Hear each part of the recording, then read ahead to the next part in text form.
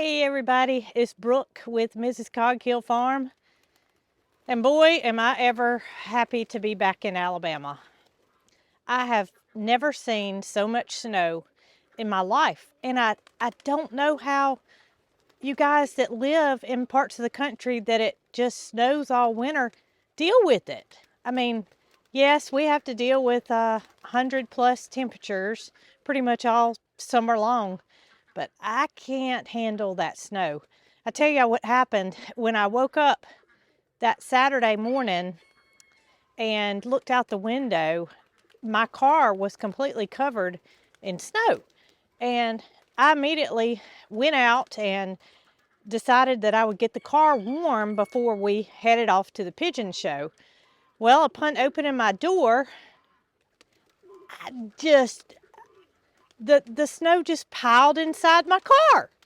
And I didn't know I had to clean the snow off the outside of the window before I opened my door, because then my seats were soaking wet because the snow immediately melted when it hit the seats. I just couldn't believe what I was seeing. I created a big problem for myself. So when Marycarl came down to get in the car, I immediately told her, scrape that snow off before you open the car door, because if not, you're gonna be in for a treat. So y'all, I don't know how you deal with it, but you can keep it, because I'm back here in Alabama where the temperatures, it's not cold, but it's cool enough for a jacket, and I can handle that. But I wanted to show you guys a quick glance at some of Marycarl's pigeons. That's not what I came out here for, but since they're looking so magnificent, thought I'd show you. Look at how beautiful they all are lined up outside. This area has really come in handy since I added it on to the area where they go inside over there. They have 2 entrances, but they really like being outside. Even when it's cold out, they would prefer to be out here versus inside, and they have the ability to do either or. But aren't they beautiful? All different colors and shapes, and we don't have any of those bodybuilder pigeons like you saw in the last video, but they sure are a beautiful sight. So this is what led me out here, was to show you guys the peacocks. And that is a general term for all peafowl, regardless if it's male or female, in my opinion. I know a peacock is a male and a peahen is a female, but I'm hoping that they're gonna come down so I can show you guys. I mean, you can't tell who the mama is and who the babies are now. There are still 5 babies and 2 mamas, and they are still doing a good job at obviously raising these not so babies anymore. But I have I figured out what's males and what are females, and I wanted to show you guys the difference. I've known this for a couple of months now, but honestly, I haven't had them in a position where I could show you how to distinguish between the two. So hopefully they'll come on down and we can look at the feather pattern. Here we have Big Scott and all his beautiful plumage coming out. He does not stay with the babies and the mamas. He goes about his own business, and he just pretty much mingles along with the ducks and geese and turkeys and whatever else is over here at the time. He separates himself from the rest of the flock for whatever reason. And I am thinking that these girls may get into the nesting mood before too long, because we have had babies in February before, or had peafowl to nest in February, I should say. So he may be getting ready to show off his beautiful tail, which I've seen him do a couple of times already this year. They're coming down one by one. Okay, so we have 3 males out of that bunch that hatched. 3 males and 2 females. And you can see the more blue on the neck. There's one right in front of us behind that duck, right there. That's a male. the males will have bars on their feathers, meaning like lines almost, before the females do. And you can tell that pretty early on. While you're unable to determine the actual sex, you will see those bars come in. So it can give you an indication. However, I always like to wait until the bars come in really strong before you can make a distinguish. But those two, that one in the front right there, that's a female and that is a male. In the back here, let's see, how many are there all together? That's 7. So all of these, all of this flock, so to speak, is staying pretty much together. 2 of those are the mamas, and I can't tell you which 2 are the mamas, but I can tell you which ones are the males and females. And y'all, we have enjoyed watching these, watching this group of peafowl grow here on our farm, and are so happy that everybody's alive and well. Now you can start to see that blue. You see the neck on the one that's in the back here, that one, that's a male. You can see that blue just starting to show up a little bit more, but I'm not going by that. I'm looking at the bars, and the bars are on their wings where you can really see the difference in a male and a female.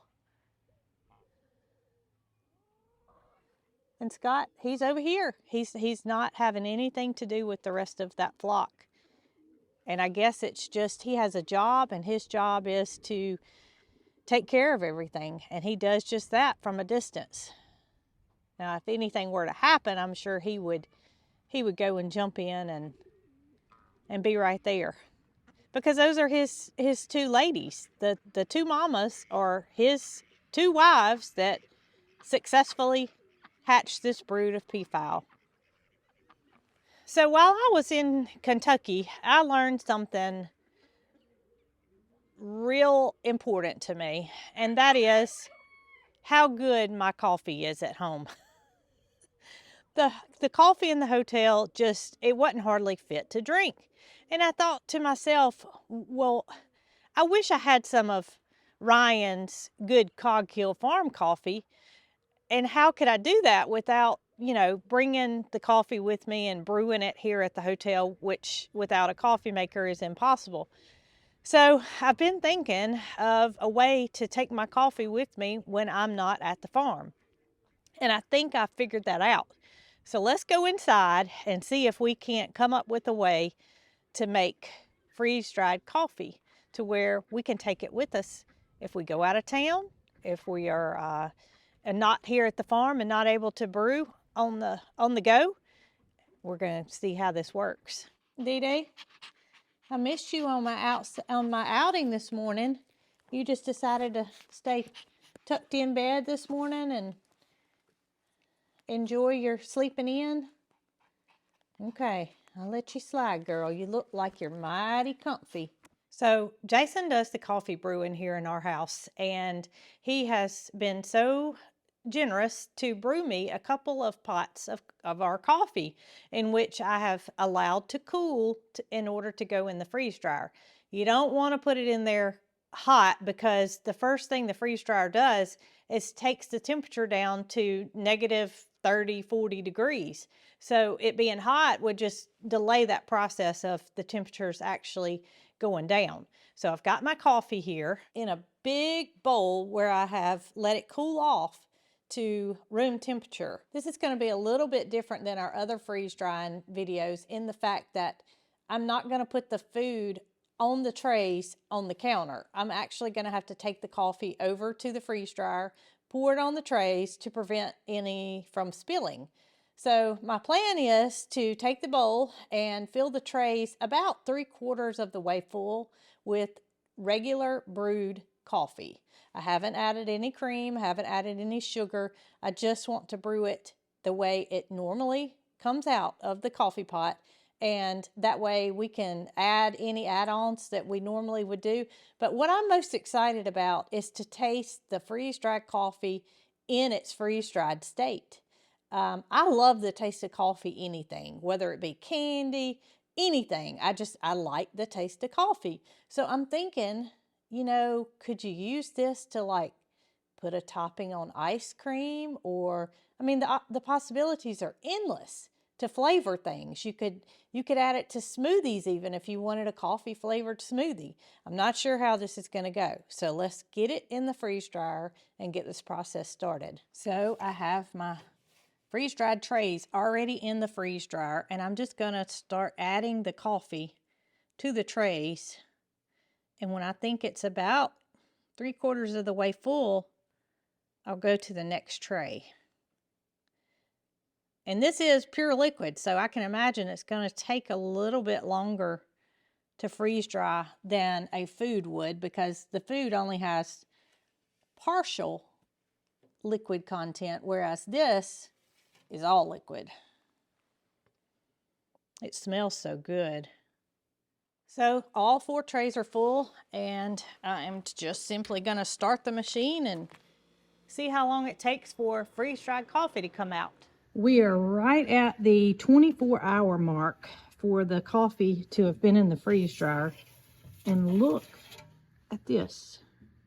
We're going to take it over and see what happens. Okay, so I have added water to the freeze-dried coffee, added hot water. And what I used is, the measurement is 1/3 cup of freeze-dried coffee to 1 cup of water. Well, I didn't want to use all of my freeze-dried coffee for the taste test, so I used 2 tablespoons and 2 teaspoons of freeze-dried coffee to 1/2 cup of water. And this looks awfully dark. I'm going to tell y'all, I tasted the freeze-dried coffee straight off of the sheet, and it is very intense. So to be able to use this in cooking or smoothies or on top of ice cream, whatever would add a good coffee flavor, I don't want to use all of my freeze-dried mix to make coffee, because I don't plan on being on the go so much. I just want to know if this will work. All right, so I want to make sure it's all dissolved. Boy, it sure is black. I don't see any granules left.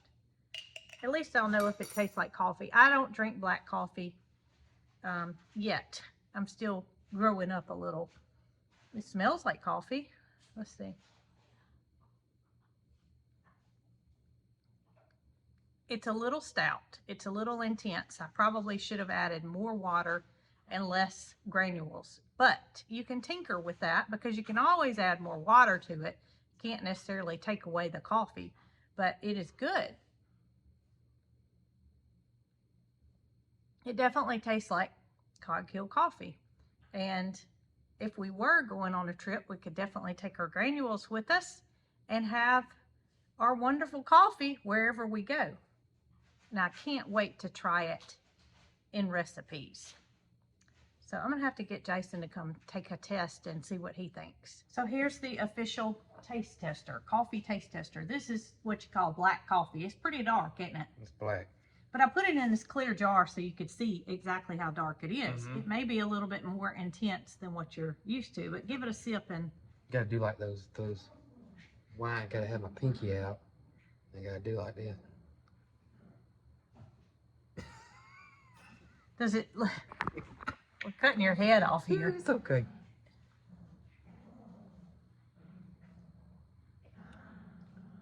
It is a little stout, but it's not like as stout as I thought it was gonna be because of the color. That's what I said. It's not so intense you can't drink it. But I can taste that Cog Hill coffee flavor in it. It's good. I could drink all of it. Well, go ahead. You want more? Well, no, because I gotta have all those goodies in mine. And don't you think that is kind of intense? Oh yeah, yeah. That's stout. That's stout. So it wouldn't take but a little bit to add a lot of coffee flavor to whatever you were wanting to add that flavor to. You know, if you wanted to have like a boost of energy, you could take you a little bit of that and stick it in your mouth and let it dissolve. It'll get you going, I guarantee that's it. famous. This could be an instant energy. Oh, it definitely. Instant energy. That's all you would need right there. That's all you would need. Well, we're not going to use that because we're going to save it for our future Coffee's on the I go. like that.